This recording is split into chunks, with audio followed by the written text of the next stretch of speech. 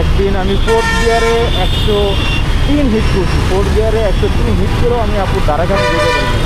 ধারে কাছে মানে ধারে কাছে আপু আমার থেকে না হলেও মিনিমাম 15 থেকে 20 হাত সামনে ছিল, 15 থেকে 20 হাত।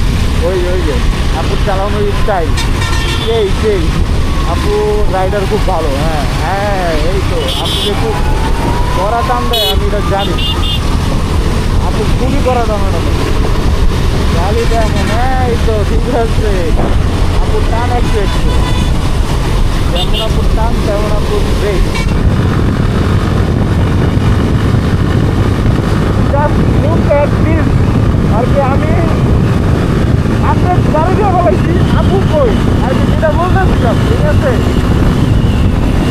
ও সেই আপুর সাথে পাড়াটা মনেও সম্ভব না, আপুর সাথে পাড়াটা মোটেও সম্ভব না। এই